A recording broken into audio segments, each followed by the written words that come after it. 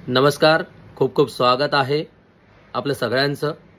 आपण पाहत आहात केडीपी न्यूज आणि मी तुमच्यासोबत कल्पेश पाटील। भारत पाकिस्तान या दोन्ही देशांमध्ये जेव्हा तणावासारखी स्थिती निर्माण झाली होती तेव्हा संपूर्ण विपक्ष विरोधी पक्ष हा मोदी सरकार यांच्यासोबत उभा होता। राहुल गांधी असतील, खडगे असतील, संजय सिंग असतील, आम्ही सगळ्यांचे वक्तव्य ऐकले, प्रतिक्रिया ऐकल्या, ज्यांनी एका सुरात सांगितलं की मोदी सरकार आतंकवाद्यांची कंबर तोडण्यासाठी जे काही निर्णय घेतील आम्ही त्यांच्या सोबत आहोत।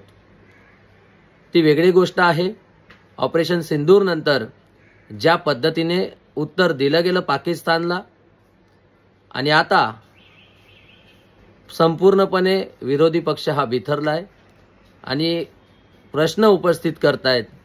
परंतु या सगळ्यांमध्ये उद्धव ठाकरे यांनी बंद रूममध्ये एक सिक्रेट मीटिंग बोलवली, ज्यामध्ये फोन घेऊन जाणं देखील अलाउड नव्हतं, कॅमेरा घेऊन जाणं अलाउड नव्हतं।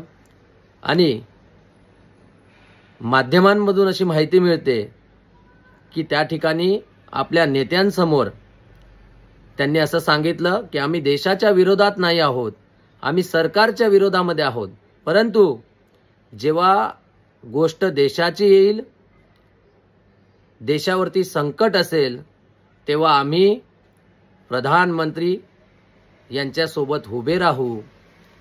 उद्धव ठाकरे यांनी ज्या पद्धतीनं या गोष्टीचं आव्हान केलं की आम्ही नरेंद्र मोदी यांच्यासोबत उभे राहू, प्रधानमंत्री नरेंद्र मोदी यांच्यासोबत उभं राहू, यामुळं त्यांनी त्यांच्या समर्थकांचं मन तर जिंकलीच, सोबतच महाराष्ट्रातील जनतेने देखील यावरती विचार करण्यास सुरुवात केली आहे की हे संपूर्ण ठीक आहे। कमीत कमी या मुद्द्यावरती तरी सगळे विरोधी पक्ष यांनी राजकारण केलं नाही, हे आम्ही बघितलंय।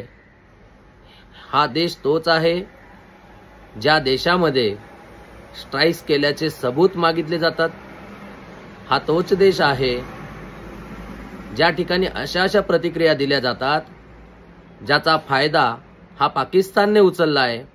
आणि ह्यावेळी देखील आम्ही बघितलं की ज्यावेळी ऑपरेशन सिंदूर झालं त्यावेळी आम्ही कितीतरी अटॅक्स केले, त्यांच्या आतंकवाद्यांच्या ठिकाणांना जमीनदोस्त केलं। पाकिस्तान तिथून फॉल्स प्रोपगंडा चालवत राहिला की कुठलाही अटॅक झाला नाही, कुठल्याही काही हानी झालेली नाहीये, आणि या ठिकाणचे कितीतरी नेत्यांचं वक्तव्य प्रतिक्रिया तिकडं दाखवल्या गेल्या। ते जाऊन द्या, आपण पुन्हा आपल्या विषयावरती येऊयात। उद्धव ठाकरे यांची जी पार्टी आहे, उद्धव ठाकरे यांनी आपल्या आमदारांना, आपल्या खासदारांना आणि जिल्हा प्रमुख यांच्यासोबत शनिवारी एक मोठी बैठक घेतली आणि सांगितलं जातंय की ही मोठी बैठक संपूर्ण पदाधिकाऱ्यांसोबत एका बंद रूममध्ये झाली आणि ह्या बैठकीमध्ये कॅमेरा घेऊन जाणं देखील अलाउड नव्हतं।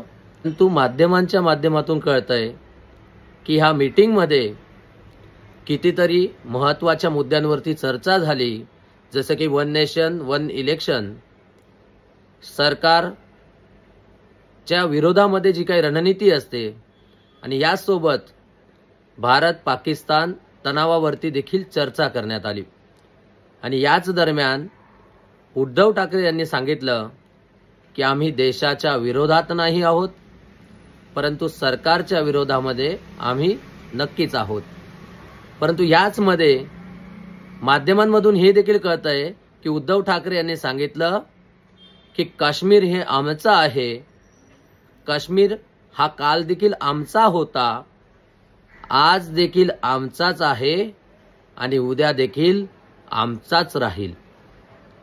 एक वेळ अशी देखील येऊ शकते की देशामध्ये बीजेपी नाही राहणार, परंतु काश्मीर हा आमचाच राहणार। यासोबत उद्धव ठाकरे यांनी हे देखील सांगितलं की जर का देशावरती संकट आलं तर त्यावेळी आम्ही प्रधानमंत्री नरेंद्र मोदी यांच्यासोबत ठामपणे उभे राहू। अशा प्रकारे त्यांनी पुनश्च एकदा हे सांगितलं। आणि उद्धव ठाकरे यांनी या बैठकीला संबोधित करताना सांगितलं की आमचा वैचारिक विरोध असू शकतो, परंतु जेव्हा देशावरती जर का कुठलं संकट आलं तर आम्ही नेहमी प्रधानमंत्री यांच्यासोबत उभे राहतो। आम्ही देशाविरोधात नाही आहोत, आम्ही सरकारच्या विरोधामध्ये आहोत। आणि पहलगाम आतंकवादी हल्ल्यानंतर भारतानं पाकिस्तानला ज्या पद्धतीने उत्तर दिलं, त्यानंतरच्या सगळ्या घटनाक्रमांवरती शिवसेना उद्धव ठाकरे गटाकडून सरकारसोबत उभं राहण्याचा मत मांडलंय, जे निश्चित रूपी हे दर्शवतं की जेव्हा